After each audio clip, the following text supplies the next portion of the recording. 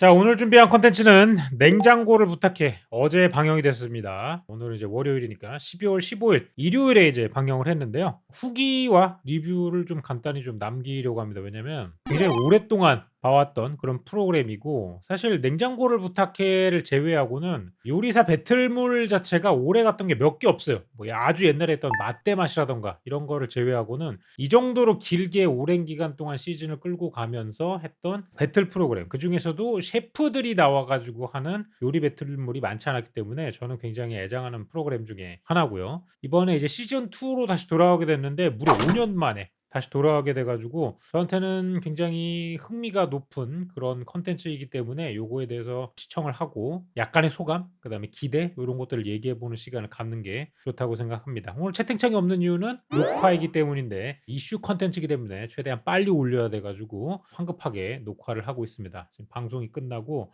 굉장히 지금 피곤한 상태인데 하지만 해야 된다.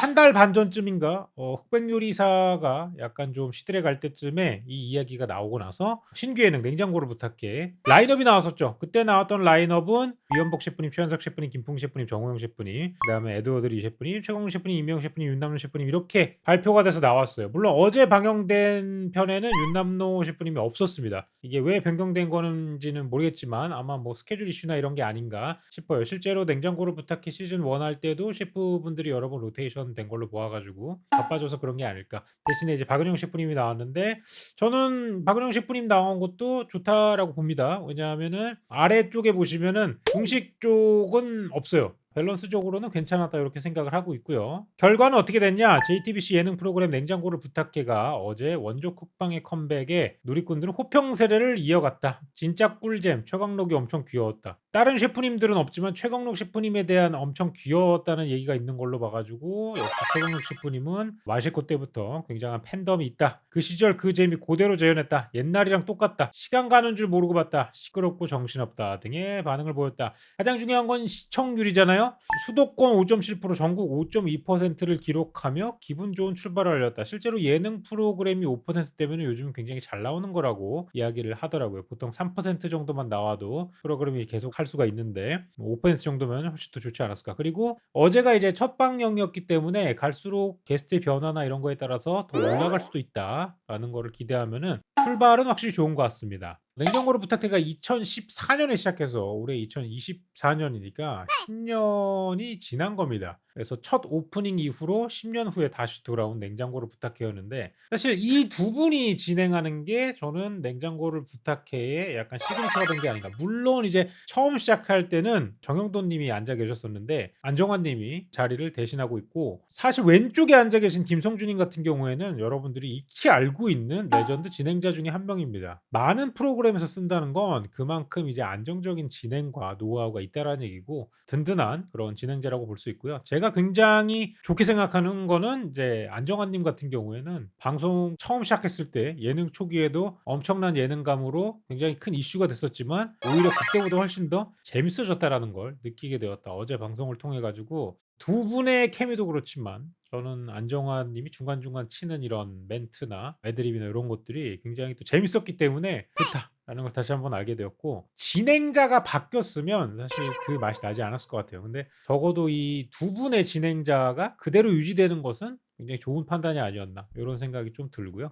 일단 셰프분들 8분 중에 4 분은 기존에 방송을 하시던 분들입니다. 저는 요것도 굉장히 좋았다라고 생각하는 게, 만약에 8 명을 다 바꿨더라면은 방송을 진행하거나 재밌는 장면들이 나오는데 쪼금 어려움이 있었을 거라고 생각해요. 왜냐하면 냉구 초창기에도 사실 셰프분들이 그때 당시만 하더라도 방송을 막 전문적으로 하던 셰프님들이 많지 않았던 시절이라 가지고 중간에 약간 좀 어색어색하고 받아치지 못하고 요런 부분들이 나왔었거든요. 그 부분들을 주로 이제 게스트분들이나 아니면 이제 진행자분들이 많이 메꿔 왔었는데, 이걸 5년 넘게 해 오면서 이제 숙달된 전문 방송인이 된 셰프님들이 또 계시잖아요. 그래서 이 4 분을 고정 멤버로 다시 끌어오는 건 굉장히 좋은 판단이었다라고 생각을 합니다. 실제로 방송을 보면서 서로 티키타카하는 장면들이 굉장히 자연스럽게 나오고 새로운 셰프님들도 편하게 적응을 한 게 아닌가라는 요런 생각이 들어 가지고 자, 그럼 반대쪽은 흑백요리사를 통해 가지고 이슈가 된 분들이 자리를 차지하셨어요.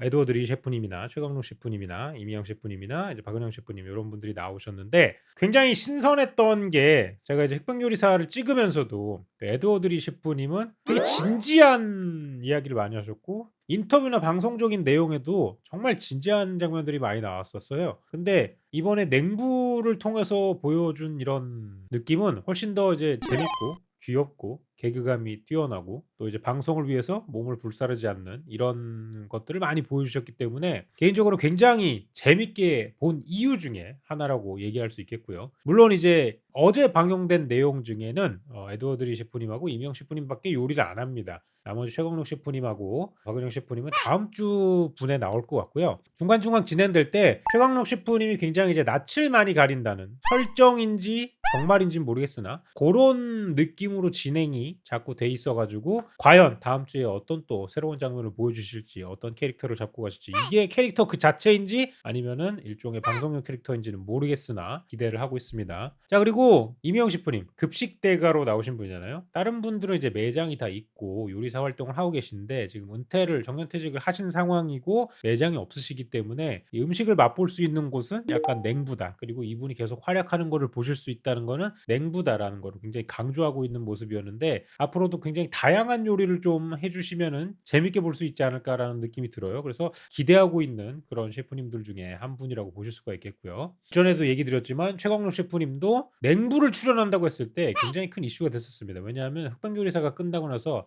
잠적했다라는 이야기가 나올 정도로 여러 가지 루머가 있었는데, 그 루머의 진상에 대해서 이야기를 하는 것도 이제 방송에 나왔으니까 방송적으로 확인해 보시는 게 좋을 것 같고요. 자, 그리고 게스트로 나온 분들은 이제 영탁님 그리고 이제 침착맨님 이렇게 있다고 볼 수 있는데, 저는 이 첫 방송의 게스트 선정에 대해서도 제작진분들이 엄청 이제 머리를 싸매고 고민을 했다라는 흔적이 어느 정도는 보이는 게, 최대한 많은 시청자들에게 바이럴이 되고 싶다라는 의지가 보이는 그런 게스트가 아닌가. 네, 왼쪽에 계신 영탁님 같은 경우에는 일단 팬덤 자체가 40대 이상이 훨씬 더 많은 팬덤이고, 또 오프라인 팬덤이 훨씬 더 많죠. 왜냐하면 콘서트도 많이 하시고 40대 이상 그리고 오프라인 활동을 많이 하는 시청자를 확보하겠다는 의지. 그리고 침착맨님 같은 경우에는 온라인이죠. 유튜브와 라이브 생방송을 통해 가지고 훨씬 더 많은 사람들하고 소통하고 있는데, 뉴미디어 쪽의 시청자들을 끌어오기 위한, 또 침착맨님 같은 경우는 20대, 30대, 10대 요런 그 젊은 층 시청자들이 많기 때문에 올드미디어와 뉴미디어의 시청자들을 최대한 많이 끌어 모아 가지고 관심을 많이 퍼뜨리고자 하는 그런 제작진들의 섭외 의지가 좀 많이 느껴졌다. 뭐 아닐 수도 있겠지만 저는 그런 느낌을 많이 받았습니다. 과연 어떤 게스트들이 나올지도 굉장히 기대가 되는 그런 부분 중에 하나라고 볼 수 있겠습니다. 자, 그리고 이거는 몰랐던 내용인데 저도 신기해서 가져와 봤어요. 사실 흑백요리사가 나오고 나서 최현석 셰프님과 에드워드 리 셰프님이 나이가 같다라는 거는 짤을 통해서 많이 알려졌었지만,